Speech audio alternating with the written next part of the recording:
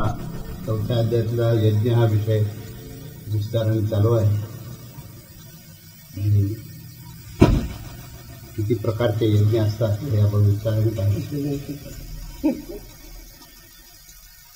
त्याच्यानंतर त्यावेळेस आपण 31वा श्लोक पाहिला. ज्याचा विषय असा होता की यज्ञ करणाऱ्यांना सनातन ब्रह्माची प्राप्ती होते आणि यज्ञ न करणाऱ्यांना ह्या लोकातही आनंद सुख मिळत नाही आणि परलोक उत्तम परलोक प्राप्त होणं याची संभावनाच नाही. अशा या अर्थाचा आपण श्लोक मागच्या वेळेस आपण खूप विस्ताराने पाहिला आणि त्यामध्ये शेष यज्ञाचा जे शेष आहे ते शेष तत्व जे आहे ते अमृत तत्व, हे ब्रह्मतत्व, सनातन ब्रह्मतत्व कसं आहे याचा आपण विस्ताराने विचार केला. तेव्हा यज्ञ किती प्रकारचे आहेत आणि यज्ञापासून काय उपलब्धी होते याचं आपण विस्ताराने चिंतन केलेलं आहे 31व्या अध्यायापर्यंत, 31व्या श्लोकापर्यंत. त्याच्यानंतर आपण आता पुढचा श्लोक बघूया आपण की यज्ञ हा संपादन करण्याकरता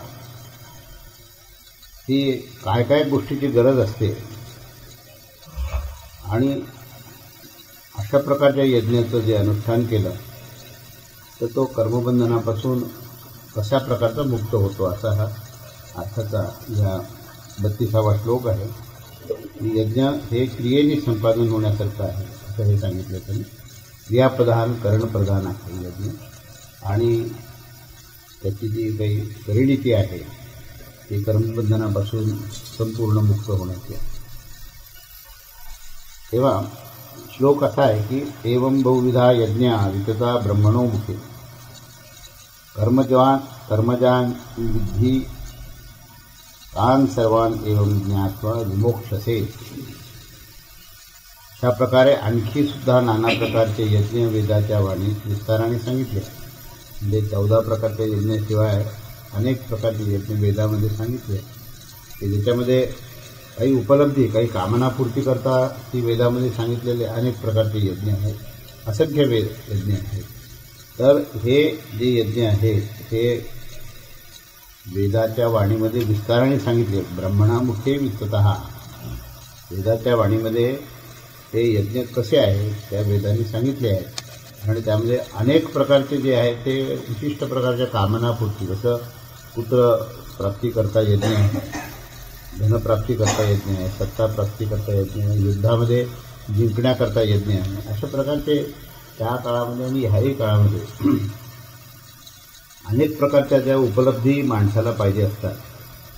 म्हणजे लौकिक जीवनामध्ये यश प्राप्त होण्याकरता अनेक गोष्टी ह्या माणसाला लागतात. त्यामध्ये प्रामुख्याने धन, सत्ता, ऐश्वर्य, संग्रह, लौकिकता ह्या गोष्टी प्राप्त करण्याकरता मनुष्य हा संघर्ष करत असतो जीवनामध्ये आणि हे प्राप्ती करण्याकरता म्हणून वेदांनी अनेक प्रकारचे असे यज्ञात वेदाच्या वाणीतून सांगितलेले आहे. आणि ते सर्व जे यज्ञ आहेत त्याच्यामध्ये प्रामुख्याने जर कुठल्या गोष्टीची गरज आहे तर ते मन, इंद्रिय व शरीर.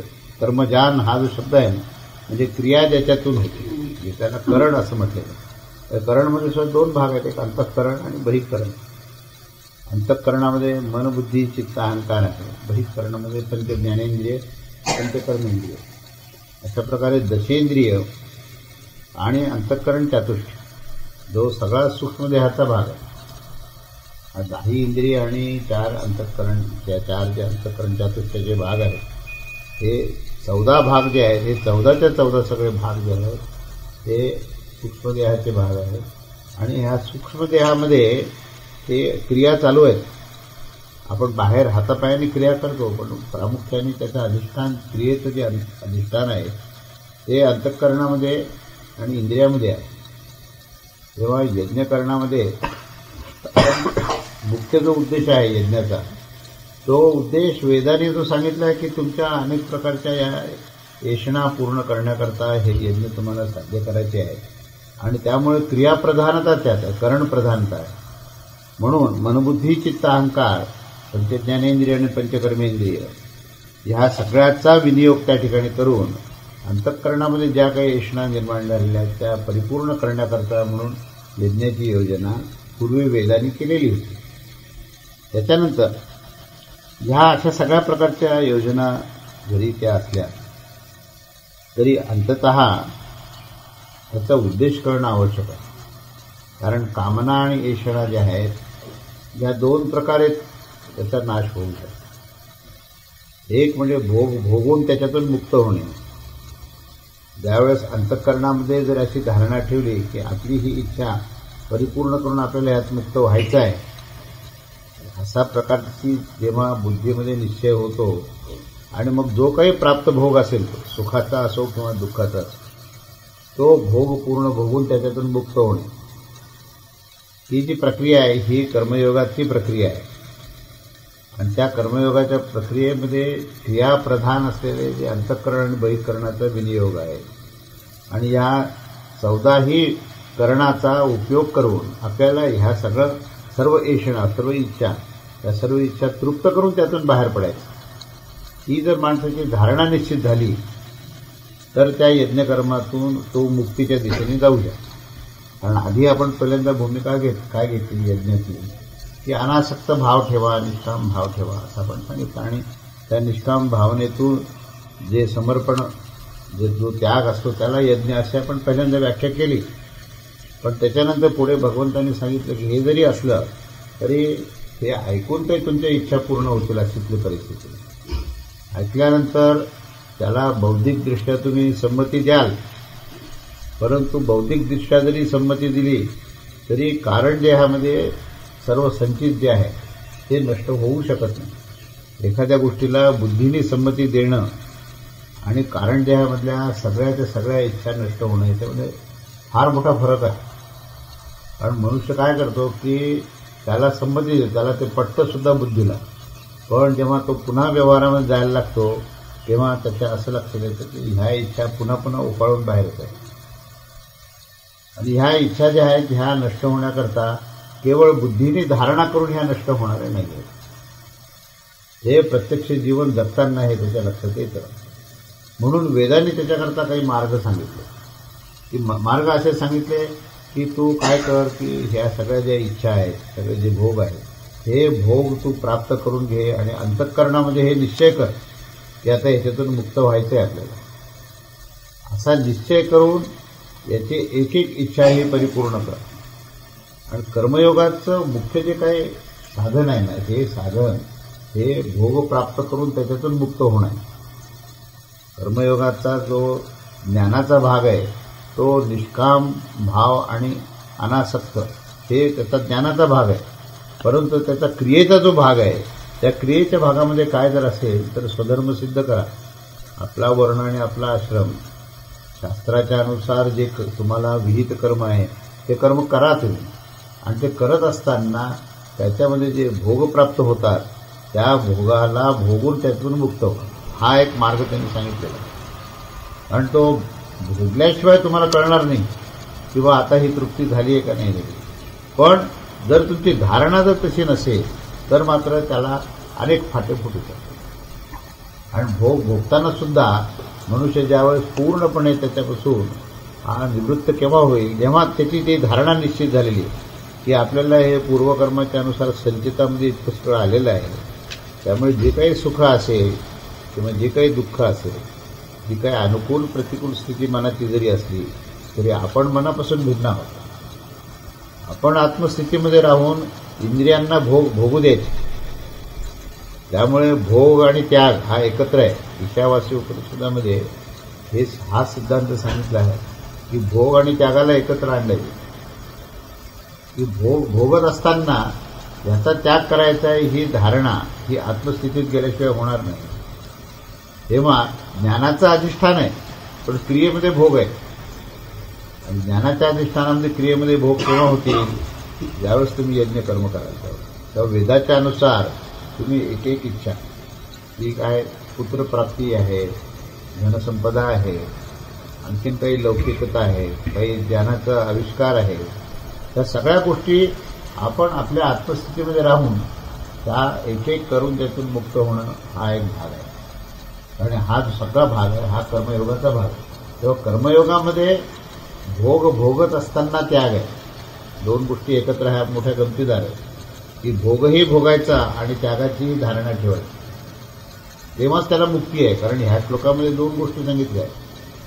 ह्या श्लोकामध्ये पहिला जे चरण आहे त्यांनी सांगितले की नाना प्रकारचे यज्ञ हे वेदाच्या वाणीत विस्ताराने सांगितले आहेत, ज्याच्यामध्ये मन, इंद्रिय आणि शरीर यांच्या क्रियेच्या द्वारे ते संपन्न केले आहे. मन, बुद्धी आणि इंद्रिय यांचा जेव्हा विनियोग होतो ना, तेव्हा त्या विनियोगामध्ये भोगच प्राप्त होतात. पण ते भोग कोणाला प्राप्त होतात? ते जीवाला. जीव भाव असेपर्यंत भोग आहे. आणि जेव्हा तुम्ही आत्मभावामध्ये गेले, जेव्हा ज्ञानाची धारणा पक्की केली, तेव्हा इंद्रियांना भोग आहे आणि तुम्हाला मुक्ती आहे. तुम्ही जेव्हा समस्थितीमध्ये आहात, तुम्ही जेव्हा त्यागाची भूमिका घेऊन जेव्हा भोग भोगता, त्यावेळेस तो यज्ञ होतो. आणि यज्ञ हा शब्द जेव्हा वापरतो ना, तेव्हा यज्ञ या शब्दामध्ये भोग हा शब्द जरी आला तरी त्याग हा शब्द आहे. अशी ही सूक्ष्म गोष्ट आहे. कारण भगवद्गीता जेव्हा एखादी गोष्ट सांगते तेव्हा त्याचा अंतिम उद्देश हा कल्याणाकडे घेऊन जायचा. भगवद्गीतेचा उद्देशच असा आहे की जीवाचं कल्याण करायचं. मग कोणताही श्लोक काढा, तुम्ही कोणताही सिद्धांत काढा, त्या सिद्धांतामध्ये तुम्हाला भोगप्रवृत्तीकडे घेऊन जाणार नाही. पण जर अतीव भोगप्रवृत्तीमध्ये अतीव इच्छा असतात, तेव्हा संचित अशा प्रकारचा आहे की ज्यामध्ये ते पूर्णपणे त्याला निर्मल करायचं असेल तर तुम्हाला काय धारणा ठेवायची ही भगवद्गीता या श्लोकात सांगते. की वेदाच्या वाणीतून अनंत प्रकारचे यज्ञ सांगितले. ते 14 यज्ञ आपण जे पाहिले सुरुवातीचे, ते सर्व 14 यज्ञ कसे आहेत ते, की त्या 14 यज्ञामध्ये त्यागच त्याग आहे. तर 14 यज्ञाच्या नंतर हा जो यज्ञाचा भाग सांगितला, वेदवाणीतून जे यज्ञ सांगितला, तो वेदवाणीतला यज्ञ जो आहे तो वेदाच्या माध्यमातून सगळ्या इच्छा पूर्ण करण्याचा मार्ग सांगत असताना त्यांनी शेवटचं चरण सांगितलं की एवं ज्ञात्वा विमोक्षसे. अशा प्रकारे तत्वतः जाणून व त्याच्या अनुष्ठानाद्वारे तुम्ही संपूर्ण कर्मबंधनातून मुक्त होता असं सांगितलंय त्यांनी. मग आता वेदाच्या वाणीतून ज्यावेळेस तुम्ही एखादं यज्ञ कर्म करता तेव्हा त्याचं तत्वतः स्वरूप समजून त्याच्यापासून मुक्त कसे होणार हे समजणं फार महत्वाचं आहे. म्हणून ज्यावेळेस तुम्ही पुत्रकामेष्टी यज्ञ करताय तेव्हा पुत्रप्राप्ती ही पित्याचं ऋण फेडण्याकरता म्हणून करायचं आहे आणि त्याच्यातून मुक्त व्हायचं आहे. ऋणमुक्ती आहे ही सगळी. आपल्या कारण देहामध्ये अनंत इच्छा, अनंत येषणेचा समुच्चय आहे, ही वस्तुस्थिती आहे. ही तुम्हाला वस्तुस्थिती अमान्य करता येणार नाही. परंतु हे जरी असलं तरी हे आगंतुक आहे हे समजून घ्या. पाहिजे हे बौद्धिक पातळीवर पहिल्यांदा समजून घ्या की हे आगंतुक गोष्टी आहेत, हे माझं स्वरूप नव्हे. पण पूर्वकर्माच्या अनुसार संचित झालेलं आहे. तर या संचितातून मुक्त व्हायचं असेल तर यज्ञकर्म करा, एक एक इच्छा पूर्ण करा आणि त्यातून मुक्त व्हा. म्हणून कित्येक वेळेला गृहस्थाश्रमामध्ये संन्यास इतका चांगला साध्य करता येतो जितका प्रत्यक्ष संन्यास प्राप्त झाल्यानंतर होणार. कित्येक वेळेला असं दिसतं की गृहस्थाश्रमामध्ये काही माणसं हे अत्यंत संन्यस्त स्थितीमध्ये असतात. एकनाथ महाराजांचं उदाहरण घ्या, संपूर्ण गृहस्थाश्रम आहे पण त्यांच्यासारखं संन्यासी कुठे मिळणार नाही. तो म्हणजे भोग भोगत असताना त्याग, त्याचं जर उदाहरण घ्यायचं असेल तर एकनाथ महाराजांचं जीवन आहे. त्याच्यामध्ये कुठल्याही गोष्टीमध्ये ही तिथे आसक्ती राहिलेली नाहीये, पण भोग भोगण्याकरता कुठेही भीती नाहीये, निर्भीड आहे. आहे आपलं या सगळ्या ग्रस्ताश्रमामध्ये असलेले जे काही भोग आहेत ते भोगत आहेत. मग ऐश्वर्य असेल, संपत्ती असेल, लौकिकता असेल किंवा प्रशंसेच्या विरुद्ध असलेली निंदा असेल, निंदा नाराजगी केली काही लोकांनी. काही लोकांनी सांगितलं की तुम्ही संस्कृत सगळं हे प्राकृतमध्ये का आणता, हे शास्त्रविरुद्ध आहे. म्हणून प्रत्यक्ष मुलांनी सुद्धा त्यांच्या विरुद्ध अशी भूमिका घेतली. पण हे सगळं करत असताना शांतीब्रह्म एकनाथ महाराज यांची समता कधी बिघडलेली नाही. म्हणजे भोग भोगत असताना ही त्यागाची भूमिका आहे. भोग भोगत असताना आत्मस्थिती आहे. तेव्हा भोग भोगत असताना आत्मस्थिती केव्हा होईल, जेव्हा यज्ञ सिद्ध होईल. आणि ह्या श्लोकामध्ये काय सांगितलं आहे की वेदाच्या वाणीच्या अनुसार अनेक प्रकारचे यज्ञ सिद्ध करत असताना अनेक ऐषणा अनेक इच्छा ह्या तुमच्या भोगप्राप्तीच्या माध्यमातून परिपूर्ण करत असताना अंततः तुम्हाला ह्या यज्ञाचं जे काही तत्व आहे ते तत्व त्याचं जे मर्म आहे ते मर्म तुम्हाला पूर्णपणे समजून घ्यायचं आहे. कशा करता? तर संपूर्ण मुक्त होणे. म्हणजे मुक्त होण्याकरता भोग आहे. अशी गोष्ट आहे बघा की त्या भोगामध्ये एरवी आपण म्हटलं की बाबा भोगी वृत्ती ठेवू नकोस. ईशावासी उपनिषदामध्ये सुद्धा जसं मी मागे ईशावासी उपनिषदावर आपण विस्ताराने अध्ययन केलं इथे, तेव्हा मी उदाहरण पण दिलं होतं दासगणू महाराजांचं की त्याच्यामध्ये की त्या मोलकर्णींनी त्यांना तो उपदेश केला. काय उपदेश केला की सकाळी ती आली आणि महाराज येणार म्हणून त्या घरच्या लोकांनी सांगितलं की तुझ्या अंगावरची फाटकी लुगडे बदलून हे तू आमच्या घरचं चांगलं असं लुगडं नेस, हे चांगलं भरजरी लुगडं नेसलं, दिवसभर काम केलं आणि संध्याकाळी जाताना त्यांचं लुगडं त्यांना परत करून पुन्हा आपलं फाटकं लुगडं घालून पुन्हा घरी गेली. तर ते उत्तम प्रकारचं असं जेव्हा वस्त्र नेसलं तेव्हाही तिच्या चेहऱ्यावर कुठेही असं काही अभिमान नव्हता की मी माझ्या अंगावर भरजरी वस्त्र आहे. आणि नंतर पुन्हा जे तुटकं फाटकं नेसलं तरी तिला कधी वाईट वाटलं नाही की आपल्या अंगावर अशा प्रकारचं वस्त्र. म्हणजे भोग आणि त्याग ह्या दोन्ही गोष्टी ज्या या एकत्र कशा असतात याला साईबाबांनी त्यांना सांगितलं, दासगणू महाराजांनी, की तुला ती मोलकरीण सांगेल. मी पार्ल्याला त्या घरात जाऊन आलो, ज्या घरामध्ये अशा प्रकारचं हे घटना घडली.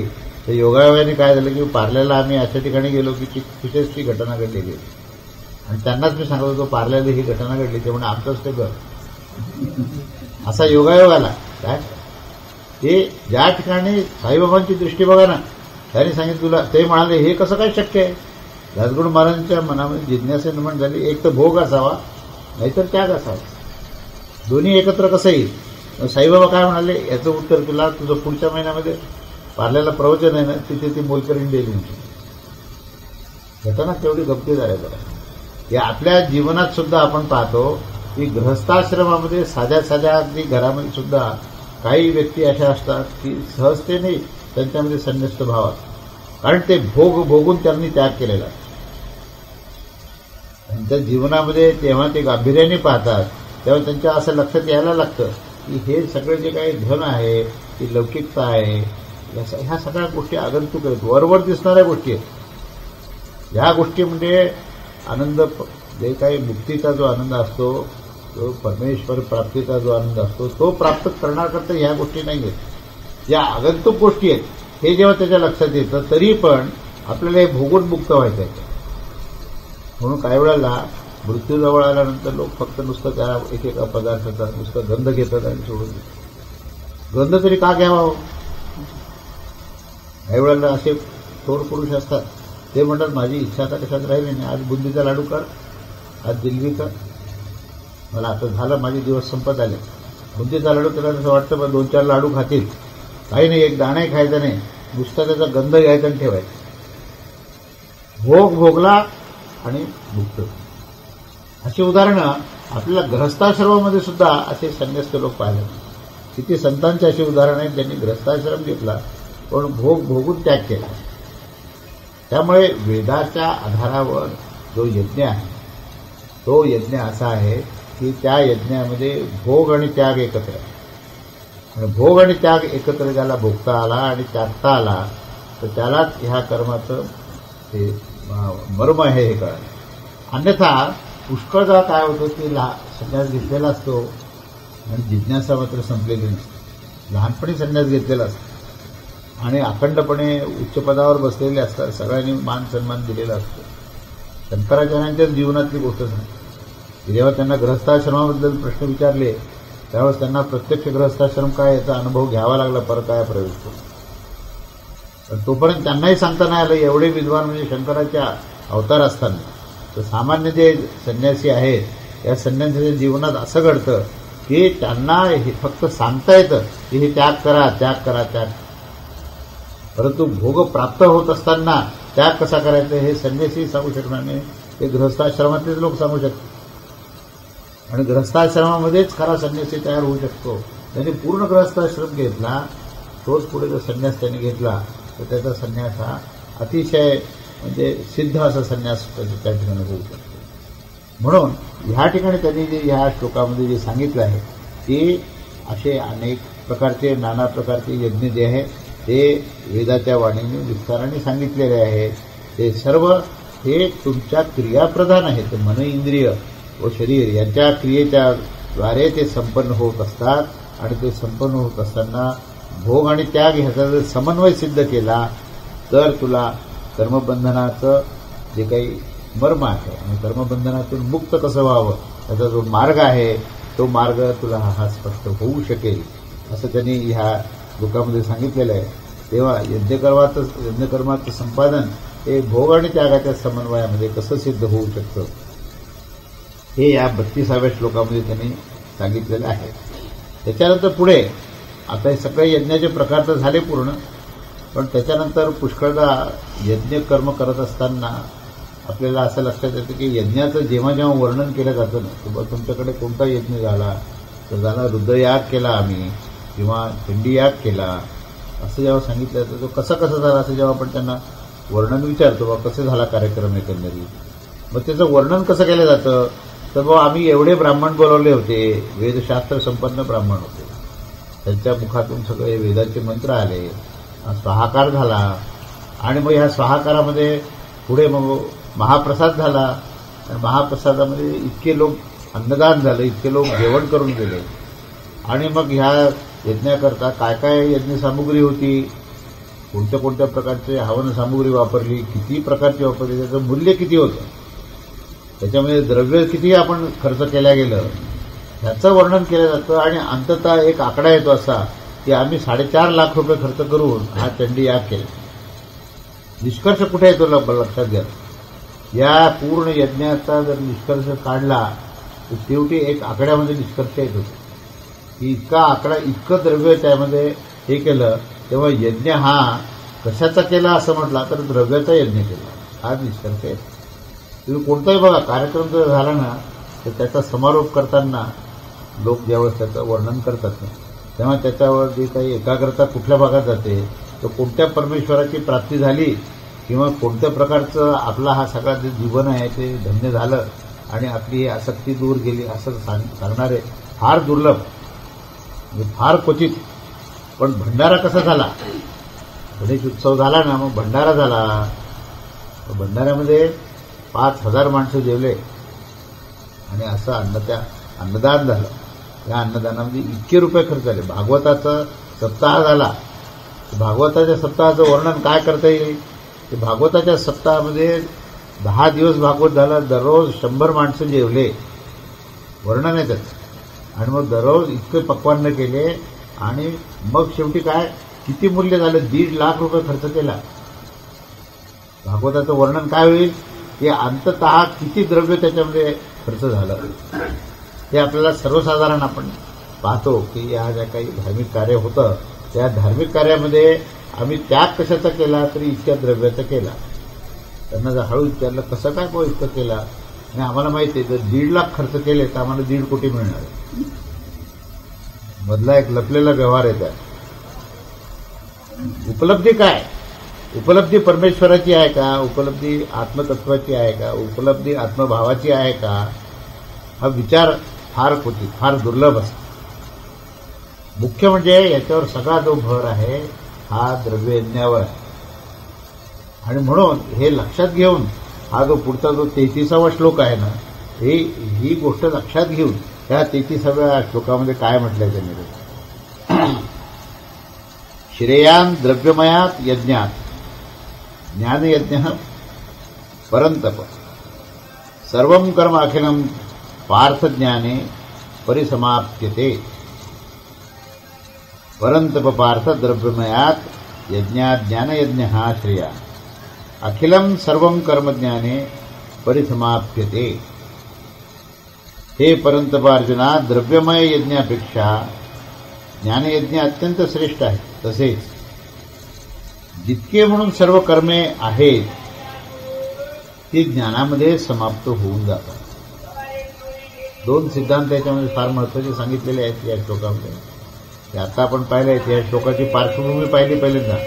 पार्श्वभूमी काय आहे की सर्वांची जी धारणा असते ना की धर्मकार्य असेल, यज्ञकार्य असेल, ह्या सगळं यज्ञकार्यामध्ये धारणा एकच असते.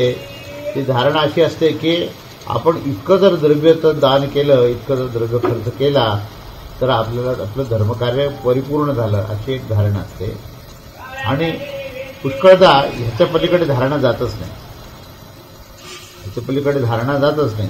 कारण आपल्या समाजामध्ये जर श्रेष्ठत्व कोणाला द्यायचं असेल तर श्रेष्ठत्व ज्याच्याकडे धनसंपत्ती जास्त आहे, त्याच्याकडे सत्ता जास्त आहे, तो श्रेष्ठ मनुष्य. त्याचा सत्कार, त्याचा मोठेपणा हा आपल्याकडे मानला जातो, सर्व मान्य आहेत. ते जो मोठा व्यापारी आहे, जो मोठा व्यावसायिक आहे, किंवा ज्यांची मोठा कारखाना आहे, कारखानदारी आहे, आणि त्याच्याही पलीकडे ज्यांचे कारखानदारीच्या शिवाय ज्यांच्याकडे सत्ता आहे, राज्यसत्ता ज्याच्याकडे आहे, अशा व्यक्तीच्या अवतीभोवती खूप माणसं असतात, खूप लौकिकता असते त्यांना, आणि त्यांना पूर्ण मोठेपणा दिला जातं. पांडुरंगाची पूजासुद्धा ही सरकारी पूजा जी मुख्यमंत्री करतात, म्हणजे त्या मुख्यमंत्र्यांच्या मनामध्ये कधी श्रद्धा असेल, त्याच्याबद्दल प्रश्न नाही आहे. पण त्याला जे काही महत्त्व दिलं गेलं ना, तर हे महत्त्व कशामुळे दिलं गेलं की त्याच्याकडे द्रव्य आहे, आणि त्यातल्या त्यात जो द्रव्य देऊन एखादं धार्मिक कार्य करतो तेव्हा त्याला श्रेष्ठत्व दिलं जातं. पण भगवंत ह्याबद्दल वेगळं मत सांगतात. असं जरी समाज असेल, अशा प्रकारचा समाज आहे की ज्यामुळे द्रव्ययज्ञ दिला की त्याला मोठेपणा दिला जातो, तरी त्यांनी सांगितलं ते ठीक आहे, ते काही वाईट आहे असं नाही, म्हणजे त्याच्यामध्ये काही त्याला कमी लेखलेलं नाही आहे. पण त्याला जी श्रेष्ठता दिली आहे ना, त्याच्याबद्दल भगवंताचं वेगळं मत. म्हणजे जी एक धारणा झाली की एखादी व्यक्तीने धन दिलं, धनाचा त्याग केला की म्हणजे हे सर्वश्रेष्ठ झालं, अशा प्रकारची जी काही धारणा आहे ती धारणा चुकीची आहे. स्पष्ट सांगितलं की अशा प्रकारचा जो द्रव्ययज्ञ होतो त्या द्रव्ययज्ञापेक्षाही ज्ञानयज्ञ हा श्रेष्ठ आहे, स्पष्ट सांगितलं. हे दोन गोष्टीची जर तुलना करायची झाली तर जसं परीक्षित राजा आहे आणि शुकाचार्य आहे, या दोघांची जर आपण तुलना करायची झाली तर परीक्षित हा राजा होता काय, आणि त्यामुळे धनसंपत्ती आणि सत्ता याचा विचार केला तर परीक्षित हा शुका साऱ्या विचारासमोर फार श्रेष्ठच होता, त्या तुलनेने विचार केला. परंतु सर्पदंश होऊन मृत्यू होणार हे निश्चित झाल्यानंतर त्याची जी स्थिती झाली, ती स्थिती कशी झाली की ती ज्ञानी माणसासमोर शरण होण्याची होती.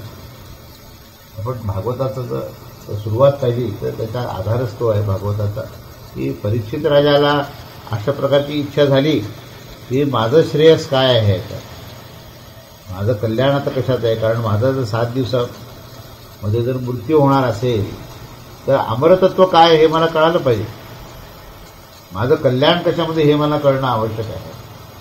ही इच्छा आणि हे मला कळत नाही म्हणजे आपण आपलं गौणत्व आपण पहिल्यांदा मान्य केलं. ज्याला कळत नाही, जो अज्ञानी आहे, जो त्रस्त आहे, जो ग्रस्त आहे आणि ज्याच्यामध्ये काही अभाव आहे, त्याच्यामध्ये गौणत्व आहे.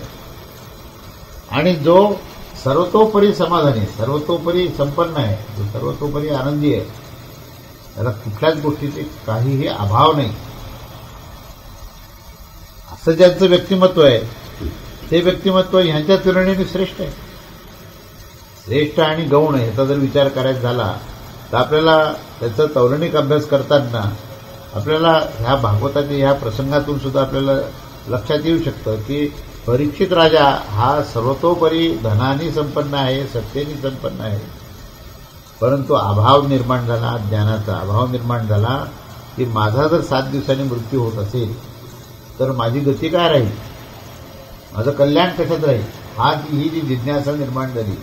आणि हे ज्ञानप्राप्तीची जी एक जिज्ञासा झाली ती ज्ञानप्राप्तीला परिपूर्ण करणारे समोर कोण आले, लंगोटी घातलेले. त्यांच्याकडे धन नाही, जे निर्धन आहेत, त्यांच्याकडे सत्ता नाही. बघा तुम्ही, म्हणजे मुद्दाम हा प्रसंग मला आठवला की धन आणि सत्ता आणि ऐश्वर्य आणि भोग आणि संग्रह आणि लौकिकता ही गोष्ट नसताना सुद्धा ज्याच्याकडे वैराग्य आहे, विवेक आहे आणि ज्ञानाचं अधिष्ठान आहे, तो या धनसंपत्तीपेक्षा किती श्रेष्ठ असतो हे ह्या उदाहरणावरून आपल्याला लक्षात येतं. म्हणून ते भागवत आपल्यासमोर पुन्हा एकदा आलं. म्हणजे व्यासांनी भागवत लिहिलं, पण आपल्यासमोर भागवत जे आलं ते व्यासांनी लिहिलेलं भागवत पुन्हा एकदा परीक्षित आणि शुकाचार्यांच्या ह्या पूर्ण संवादामधून हे भागवताची पुनर्निर्मिती झाली. आणि भागवत म्हणजे काय, की भागवत म्हणजे भक्ती आणि ज्ञान आहे. भागवत हा सुद्धा यज्ञच आहे ना एक प्रकार. कसा यज्ञ आहे तो, तर तो ज्ञान यज्ञ आहे. भागवताचा सप्ताह होतो म्हणजे काय होतं, तो ज्ञानयज्ञ आहे तो. आणि त्या ज्ञानयज्ञ उपलब्धी काय आहे, तर भक्तीची उपलब्धी नाही का. भागवत म्हणजे ज्ञानयज्ञ आहे. आणि मग तो ज्ञानयज्ञामध्ये द्रव्ययज्ञापेक्षा तो श्रेष्ठ आहे. म्हणून मी त्यात एका उदाहरणाचं पुन्हा पुन्हा उदाहरण का देतो, की भागवताचं वर्णन असं करू नका की आपण किती पैसे खर्च केले, किती द्रव्य दिलं, किती दक्षिणा दिली, किती पैसे खर्च केले, असं वर्णन करू नका. भागवताचा ज्यावेळेस आपण संदर्भ घेता तेव्हा आपल्याला ज्ञानप्राप्ती कशी झाली, आपल्याला भगवत प्रेम कसं प्राप्त झालं, भक्तीची उपलब्धी कशी झाली, हे जर तुम्ही सांगाल आणि हा ज्ञानयज्ञ कसा सिद्ध झाला, तर मग त्या भागवत यज्ञाला यथार्थता होईल.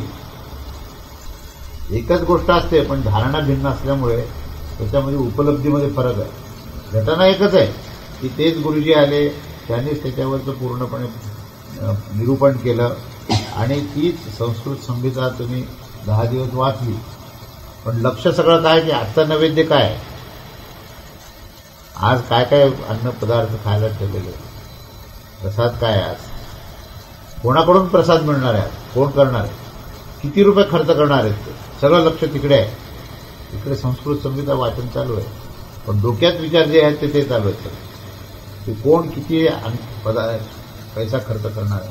आणि अंततः त्या सगळ्या पूर्ण कार्यक्रमाचा यजमान कोण आहे आणि ते यजमान किती पैसे खर्च करणार. आणि मग 10 दिवस संपल्यानंतर पुन्हा मग सगळे लोक एकत्र बसून त्याच्यावर चर्चा करतात.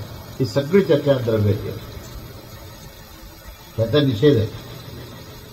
ठीक आहे, तुम्ही व्यवहार म्हणून ते मांडा, मला असं म्हणायचं नाही. व्यवहारामध्ये काही गोष्टी या व्यवस्थापनाकरता करायची त्याची आवश्यकता आहे, पण त्याला तेवढ्याच मर्यादित महत्व द्या. त्याचं महत्व इतकं नव्हे की जे भगवंताचं महत्व. त्यामुळे भागवत सप्ताह हा सुद्धा ज्ञानयज्ञ आहे. आज आपण भगवद्गीतेचं अध्ययन करतोय सगळे मिळून, तेव्हा हे सुद्धा जे अध्ययन आहे ते सुद्धा ज्ञानयज्ञ आहे. तेव्हा हा जो ज्ञानयज्ञ आहे ना, हा ज्ञानयज्ञ किती आपण धन खर्च केलेला आहे त्याच्यापेक्षा श्रेष्ठ गोष्ट आहे. त्यामुळे ही धारणा ही बदलली पाहिजे. धर्माबद्दलची धारणा जी आहे ना, ही आपण किती धन खर्च केलं याच्यापेक्षाही त्याच्यामधून ज्ञान आणि भक्ती किती मिळाली त्याला अधिक महत्व आहे. एखादा थोडा निर्धन असेल, एखादा कोणी व्याधीग्रस्त असेल, या गोष्टी गौण आहेत, ह्याला फार काही महत्व नाही आहे. कोणी एखादा फार शूरवीर जरी आला, एखादा व्याधीग्रस्त आला, एखादा निर्धन आला किंवा एखादा फार धनसंपन्न आला, तरी त्या गोष्टी गौण आहेत. व्यवस्थापनेकरता एखादे तरुण मुलांची एखादी युवा संघटना त्यांनी काम केलं तर ते ठीक आहे, ती आवश्यक गोष्ट आहे. किंवा काही एखाद्या कार्यक्रमाकरता कोणी त्याच्यामुळे धनाचा काही तिथे विनियोग केला तर तेही स्वागतार्ह आहे, पण त्याला तितक्या मर्यादित महत्त्व द्या. किती वेळेला काय होतं की त्या मंदिरात प्रवेश केल्यानंतर कोणी किती धन केलं ह्याच्याकडेच लोकांची दृष्टी जाते, भगवंताच्या त्या मूर्तीकडे कोणी पाहतच नाही. ते कोणी किती हजार रुपये दिले याच्याकडे तुम्ही जो जितका वेळ दिला तितका भगवंताच्या मूर्तीकडे. आणि एखादा ज्ञानसंपन्न ब्राह्मण बसला असेल तर त्याला अगदी क्षुल्लक दृष्टीने पाहायला. आपली दृष्टी कशी याच्यावर ह्याला फार महत्व आहे. तेव्हा ज्ञानयज्ञ जो आहे हा ज्ञानयज्ञ हा द्रव्ययज्ञापेक्षा श्रेष्ठ आहे असं भगवंत सांगतात. आणि त्याच्या पुढचं जे विधान आहे ते विधान असं सांगतात की जेवढी म्हणून काही कर्म तुम्ही केलेली आहे ही सर्वच्या सर्व कर्म जी आहे हे अंततः ज्ञानामध्ये त्याचा लय होतो, ज्ञानामध्ये त्याचा विलीनीकरण होतं. म्हणजे ह्याचा फार सखोल असतो. इथे तत्वज्ञान मुख्य लपलेलं आहे पूर्ण, की हा जो अध्याय आहे ना, या अध्यायामध्ये याने कर्मसन्यास ज्ञानयोग असं सांगितलं. कर्मसन्यास ज्ञानयोगाचा अर्थ या 4थ्या चरणामध्ये सांगितला. कर्मसन्यास या शब्दाचा अर्थ आपण पाहिला की कर्मसन्यास म्हणजे कर्म करत असताना फलाच्या आसक्तीचा त्याग म्हणजे कर्मसन्यास. आणि मग ज्ञानयोग म्हणजे काय? ज्ञानयोग म्हणजे ज्ञान हा शब्द जो आहे हा स्वरूपाला धरून आहे, हा आत्मतत्वाला धरून. या आत्मतत्वाची सांख्ययोगामध्ये पहिल्यांदा ज्ञानयोग आलेला आहे. दुसऱ्या अध्यायामध्ये सांख्ययोगाचं वर्णन करत असताना आत्मतत्वाची, आत्म्याच्या अमरत्वाची पूर्णपणे तिथे विस्ताराने हे केलेली आहे, वर्णन केलेलं आहे. तर त्या वर्णनाच्या नंतर आता जो काही हा ज्ञानयोग आला, ह्या ज्ञानयोगामध्ये त्यांनी कर्माला धरून ज्ञानयोग सांगितलं, कर्मसन्यास ज्ञानयोग सांगितलं आहे. तर कर्मसन्यास ज्ञानयोग म्हणताना हे जे काही यज्ञकर्म केलं ते, या यज्ञकर्मामध्ये ज्या काही सामुग्री वापरल्यात, काही त्याच्यामध्ये हवन सामुग्री वापरली आणि काही विशिष्ट प्रकारचा अग्नीचा विनियोग केला, तर ही अग्नी आणि ही हवन सामुग्री जी होती त्याचा अंतिम परिणिती काय आहे?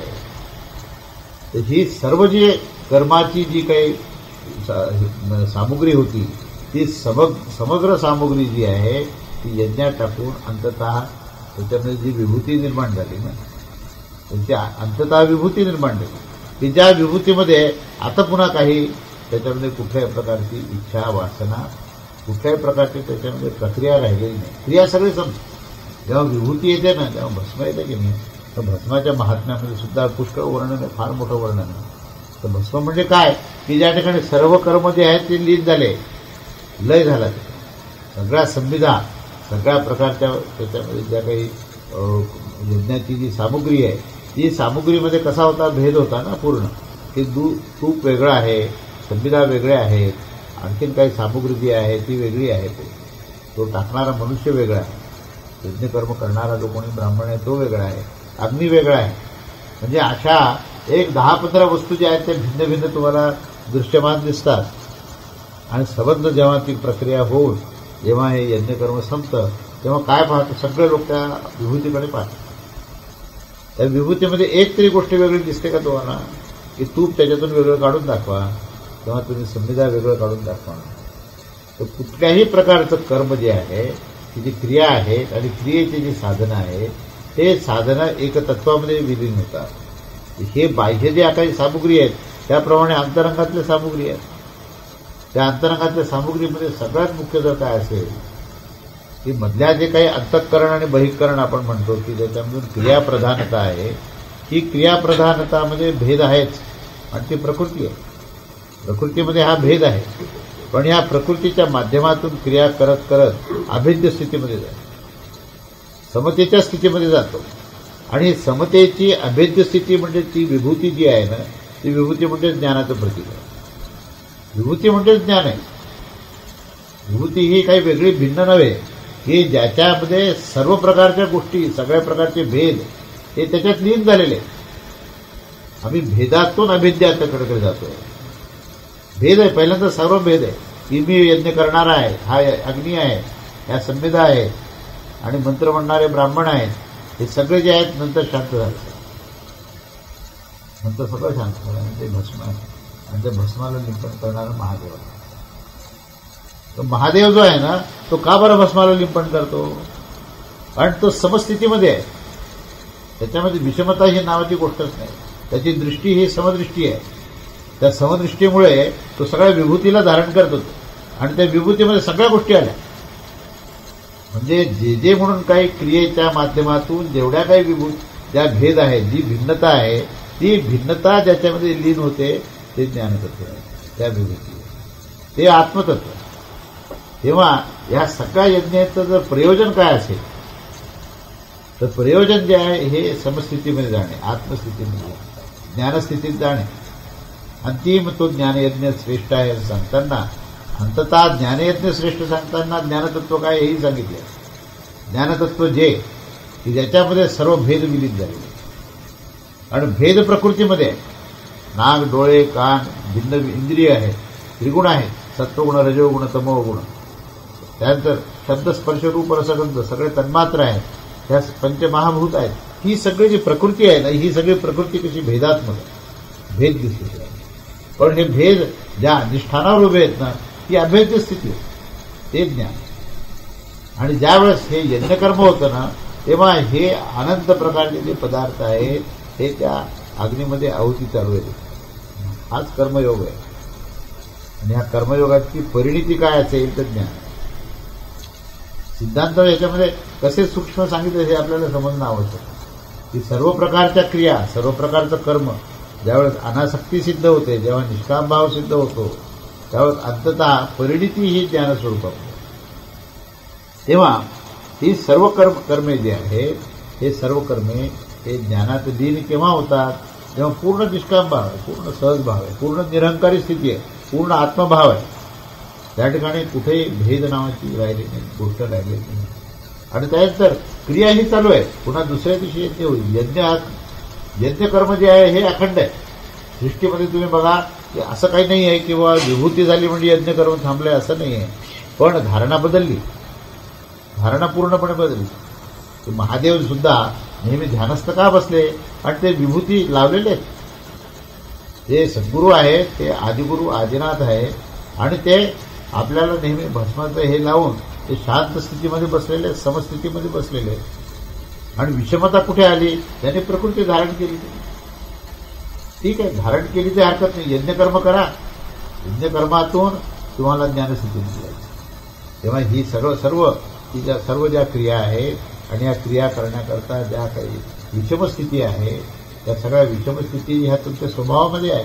पण त्या स्वभावगत ज्या विषमस्थिती आहेत ती स्वधर्माच्या यज्ञातून हळूहळू त्या सगळे भेद हे नष्ट होणार आहे. म्हणून तुमच्या ह्या प्राकृतिक ज्या स्वभावामध्ये ज्या विभिन्न गोष्टी आहेत, त्या विभिन्न गोष्टींचा समन्वय साधून जर तुम्ही यज्ञकर्म कराल आणि निष्काम भाव ठेवाल, तर हळूहळू हा जो स्वभाव आहे ना, हा स्वभाव स्वधर्मसिद्ध करण्याकरता होईल.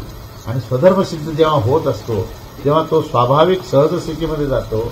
आणि सहज स्थितीमध्ये गेल्यानंतर आत्मभाव प्राप्त करण्याकरता प्रयास शून्य राहतो.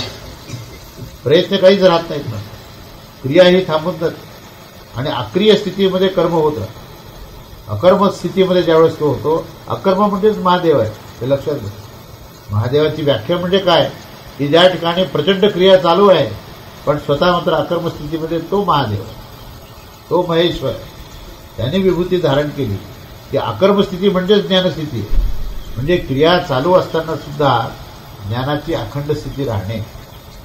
इथे ह्या पूर्ण अध्यायामध्ये जर काय असेल ना, तर कर्म आणि ज्ञान ह्या दोघांचा समन्वय प्रत्येक ठिकाणी सांगितलं.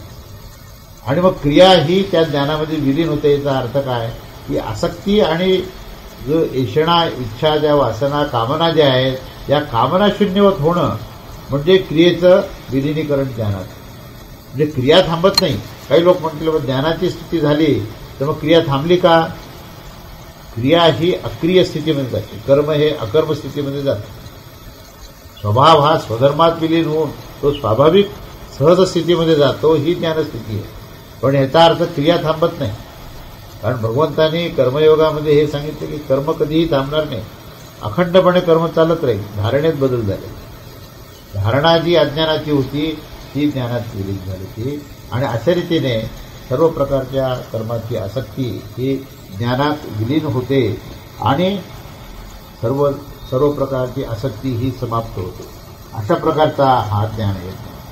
आणि असा हा जो ज्ञानयज्ञ आहे ना, हा ज्ञानयज्ञ हा ह्या द्रव्ययज्ञापेक्षा हा अतिव श्रेष्ठतम आहे.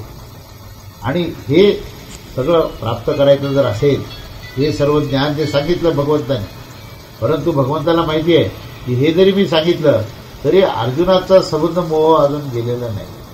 कित्येक वेळाला काय असतं की आप्तस्वकीय जेव्हा सांगतात ना, की ज्याला आपण पहिलेपासून पाहिलेलं असतं, लहानपणापासून काय मित्र म्हणून आपण वागलेलो असतो, त्यामुळे अतिशय त्याची सलगी असते. त्या सलगीमुळे काय होतं की तो जेव्हा ज्ञान सांगतो ना, तेव्हा त्या ज्ञानाकडे पाहण्यापेक्षा त्याची पूर्वी जी सलगी असते, जे साख्य असतं, त्याच्याकडे इतकं लक्ष असतं की तो काय सांगतो याच्याकडे गांभीर्याने ऐकलं जात नाही. कारण त्याला पाहिलेलं असतं, खेळताना, बोलताना, खोड्या करताना सगळं पाहिलेलं असतं. त्यामुळे ह्याने काहीतरी गांभीर्याने काही ज्ञान सांगितलं तर ते त्या गांभीर्याने घेतलं जात नाही. आणि हे जेव्हा श्रीकृष्णाच्या लक्षात आलं की जरी मी एवढं सगळं सांगत असलो ना, तरी अजून तेवढं गांभीर्य याच्यामध्ये निर्माण झालं नाही. म्हणून तो 34व्या श्लोकामध्ये काय म्हणतो की तत्वज्ञानासाठी ज्ञानवानांना तू शरण जा. वस्तुतः भगवंत इतके ज्ञानवान कोण आहेत मला सांगा. अजून कोणीतरी तिसऱ्या माणसाला शरण जा म्हणून सांगण्याची भगवंताला गरज का पडावी. पण काय असतं माहिती आहे का की भगवंताचं आणि पार्थाचं जे नातं आहे ना ते नातं असं आहे की लहानपणापासून सख्या भावाने खेळलेले ते. म्हणून त्यांना हे माहिती आहे की हे साख्यभाव असल्यामुळे त्या ठिकाणी अजून मोह हा दूर होणार नाही. म्हणून वेगळ्या पद्धतीने याला सांगावं. आणि म्हणून ते ह्या 34व्या श्लोक सांगतात की तद्विधी प्रणिपातेन परिप्रश्नेन सेवया उपदेक्ष्यन्ति ते ज्ञानम ज्ञानिनः तत्वदर्शिनः. तेव्हा की हे अशा प्रकारचं मी तुला थोडक्यात ज्ञान सांगितलेलं आहे. पण हे ज्ञान तुला जर घ्यायचं असेल तर तत्वदर्शी ज्ञानी माणसं तू जवळ जा आणि तू जाणून घे. त्यांना यथायोग्य दंडवत साष्टांग प्रणिपात कर आणि त्यांची सेवा कर. आणि आपल्या मनातला कपट भाव सोडून देऊन अतिशय रुजुतेने सरळ भावाने परमात्मा तत्व जाणण्याकरता तू त्यांना प्रार्थना कर. तेव्हा ते ज्ञानी महात्मे तुला तत्वज्ञानाचा उपदेश करतात. असं हे जे सांगितलंय हे कसं सांगितलं आहे त्यामध्ये काय तत्व रहस्य आहे ते आपण पुढच्या रविवारी बघू.